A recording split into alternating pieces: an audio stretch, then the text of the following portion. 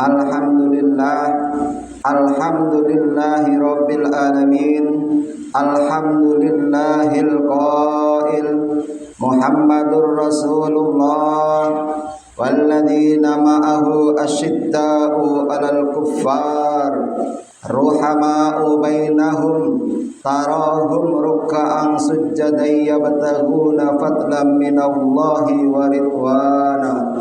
Simahum fi wujuhihim min asaris sujud, dzalika masaluhum fit Taurat wa masaluhum fil Injil. Asyhadu an la ilaha illallah al-malikul jalil, wa asyhadu anna sayyidana wa maulana Muhammadan abduhu wa rasuluhu ad-da'i ila sawa'is sabil. Usalli wa usallim wa ukarrim wa urahim ala sayyidina wa maulana Muhammadin wa ala alihi wa ashabihi wa man tabi'ahu ila yaumil akhir.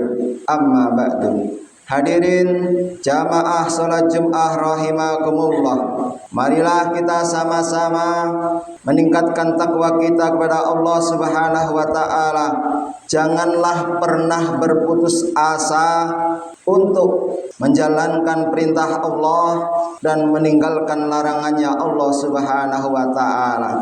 Jika kita ingin nasib yang baik, maka dari itu kita harus berbuat baik. Jika kita jiwa raganya ingin selamat, maka kita harus melakukan perbuatan-perbuatan yang menyelamatkan.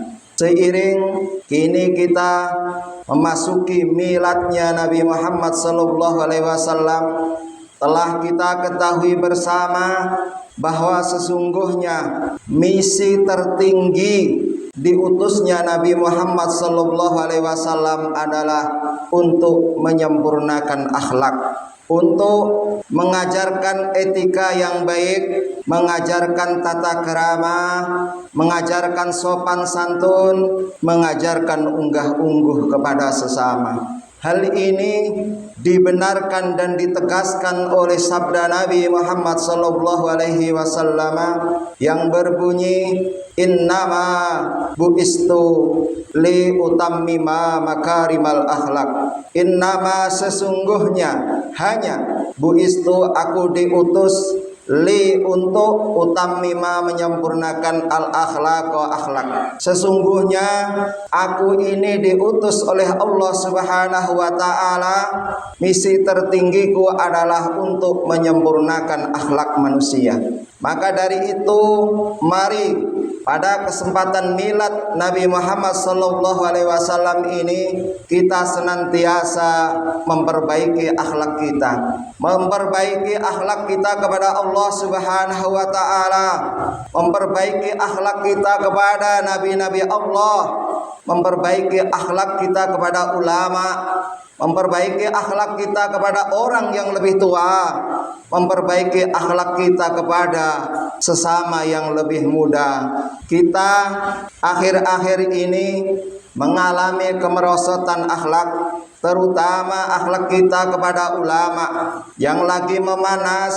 Ulama diadu domba, habaib diobok-obok dan lain seterusnya. Permusuhan, perdebatan terjadi di sana sini karena merosotnya akhlak kita kepada salah satu sunnah Nabi Muhammad SAW, yaitu akhlak untuk memuliakan ulama. Dalam kitab akhlak kita diberikan pengajian, uqaddimu ustadi ala nafsi walidi wa inna lani min walidil fat lawasaraf, yang artinya andai kata ada dua perintah yang bersamaan antara perintah orang tua dan perintah guru, secara logika mungkin wajib kita mendahulukan perintah orang tua.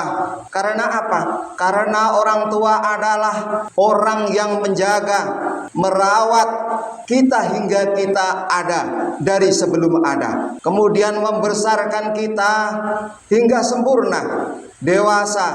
Tetapi itu melalui proses batita balita sebelum dewasa, dewasa sempurna, dan meninggal dunia.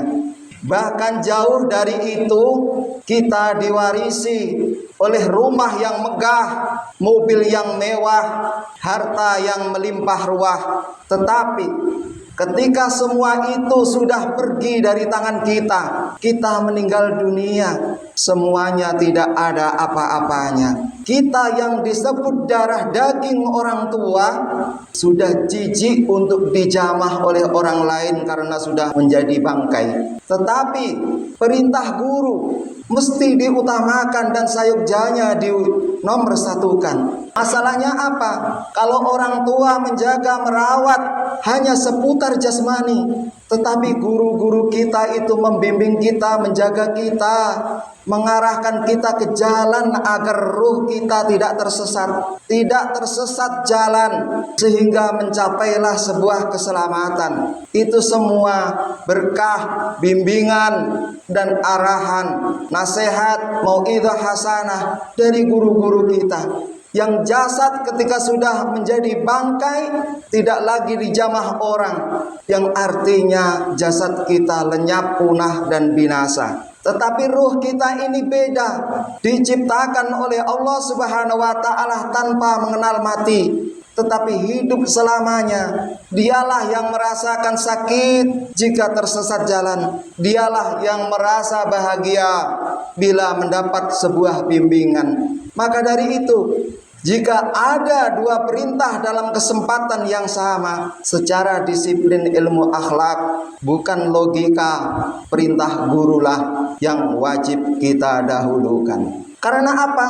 Fadzaka murabbir ruhi warruhu jauharu wa hadza murabbil jismi wal jismu kassadaf. Guru itu tugasnya membimbing ruh hingga mencapai sebuah keselamatan, mengajarkan etika, mengantarkan kita menjadi makrifat, mengenal Allah, mengenal Rasulullah, mengenal amalan-amalan yang menyelamatkan. Tetapi bimbingan orang tua, penjagaan orang tua hanya seputar dan sebatas jasmani saja. Hadirin jamaah salat Jumat rahimakumullah. Bait akhlak ini disambungkan lagi yang berbunyi ra'aitu ahaqqal haqqi haqqal muallimi wa aujabahu hifdhan ala kulli muslimi. Karena apa? Seorang guru ini tugasnya hingga di akhirat nanti.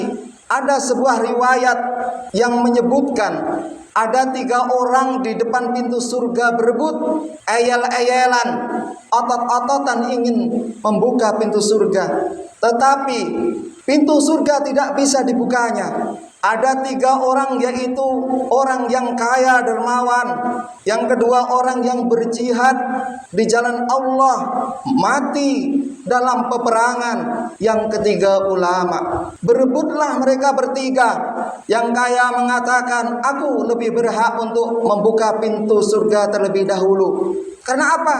Karena kamu yang mati syahid bisa bertempur di medan laga itu karena saya yang modalwan, saya yang memfasilitasi, kata orang yang kaya dermawan itu. Adapun perkataan orang yang mati jihad di jalan Allah Subhanahu wa taala, oke, kalau kamu memfasilitasi hingga aku bisa berperang, tetapi kalau aku tidak mau berperang di jalan Allah Subhanahu wa taala, agama tidak akan dikenal oleh dunia seisinya. Akhirnya ulama pun ikut angkat bicara. Kalian berdua yang kaya dermawan meluangkan uangnya untuk perjuangan di jalan Allah Subhanahu wa taala. Kamu yang meninggal mati syahid di medan pertempuran, semua berkah siapa? Motivasi saya, motivasi guru-guru kita, motivasi ulama. Maka dari itulah Allah mengirimkan malaikat untuk menyelesaikan masalah ini. Akhirnya datanglah malaikat yang menyuruh ulama itu membuka pintu surga, tetapi dilarang untuk memasukinya. Adapun yang memasuki surga itu berdua, yaitu dermawan dan orang yang mati di medan laga untuk menegakkan kalimatullahi hiyal ulya. Adapun ulama itu masih ditugaskan ngurus umat yang masih terlantar di neraka dan seterusnya. Maka dari itulah jika ada sebuah perintah yang bersamaan antara orang tua dengan guru-guru kita secara disiplin ilmu akhlak, harus didahulukan perintah seorang guru. Sekalipun kita belum bisa mengamalkan, sekalipun kita masih jauh dari akhlak kepada ulama, tetapi minimal kita membenarkan kalimah yang hak ini, kalimah yang benar ini, nasihat dan mau'izatul hasanah kitab akhlak ini. Hadirin jamaah salat Jumat rahimakumullah, bukan hanya berdasarkan kitab, tetapi berdasarkan Al-Quran dan hadis. Ulama memang benar-benar diberi keistimewaan oleh Allah Subhanahu wa taala. Dalam ayat Al-Qur'an Allah berfirman, "Yarfa'ullahu alladhina amanu walladzina utul ilma darajat."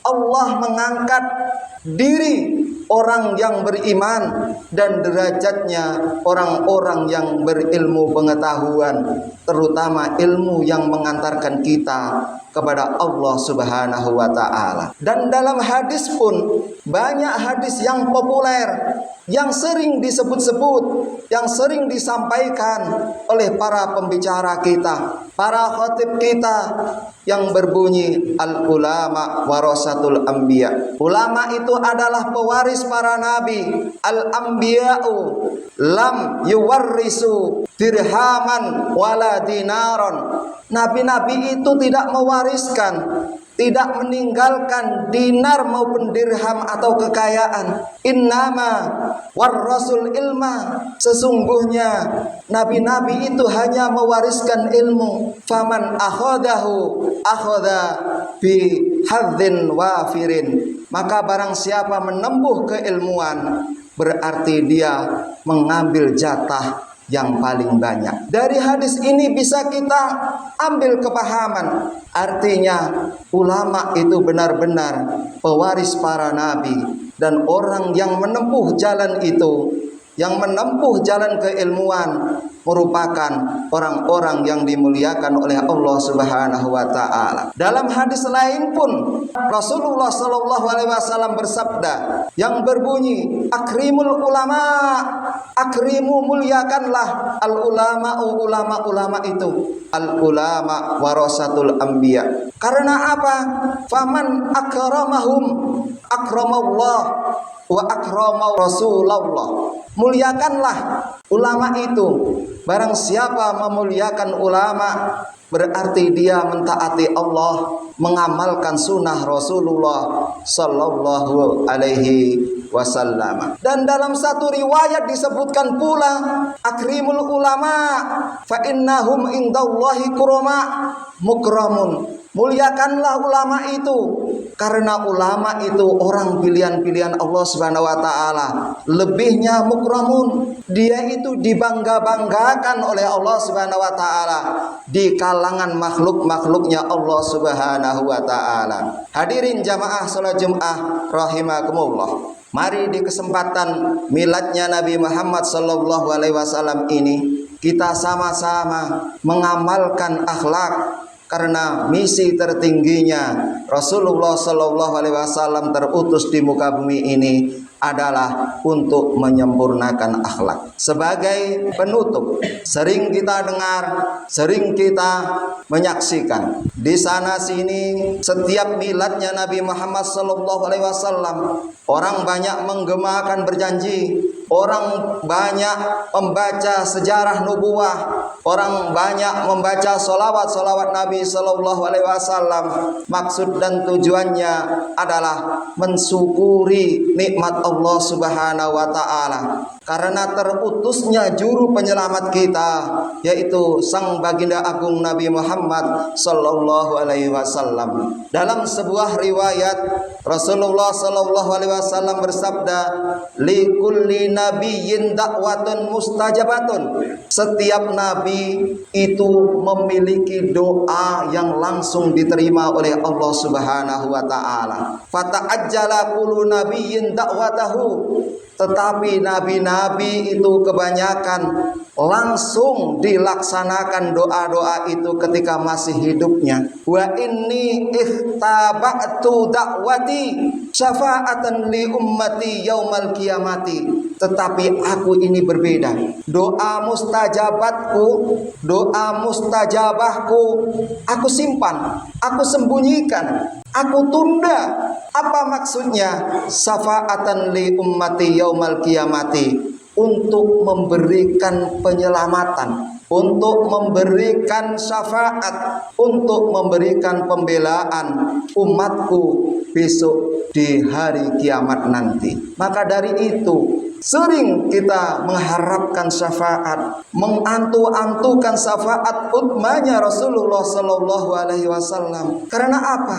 Doa mustajabahnya Rasulullah Sallallahu Alaihi Wasallam di hari kiamat nanti itu diberikan oleh Allah Subhanahu wa taala. Sebagaimana suatu hadis irfa isfa tusafa, ketika orang sudah kebingungan di alam mahsyar, suasana upacara kiamat tidak berhenti-berhenti, semua orang gelisah, semua orang panik, semua orang susah, tidak selesai-selesai, berpuluh-puluh tahun, beribu-ribu, ratus tahun, yang di atas matahari tinggal sejengkal, lautan keringat panas bisa menenggelamkan orang. Disitulah penyelesaiannya pada diri Nabi Muhammad Sallallahu Alaihi Wasallam. Rasulullah dicari oleh semua umat mulai Adam hingga akhir zaman. Ketika bertemu Rasulullah Sallallahu Alaihi Wasallam, semua orang berjalan di belakang kaki Nabi Muhammad Sallallahu Alaihi Wasallam, termasuk nabi-nabi yang disebut anal hasir alladzi yuhsarun nas ala qadami. Aku ini adalah satu-satunya orang yang di hari kiamat nanti menjadi pemimpin kalian. Lalu Rasulullah sujud. Setelah sujud disuruh bangun dari sujudnya, irfa isfa tusaffa, mintalah yang apa kamu minta Muhammad, maka detik itu pula akan dikabulkan dan diijabah oleh Allah Subhanahu wa taala.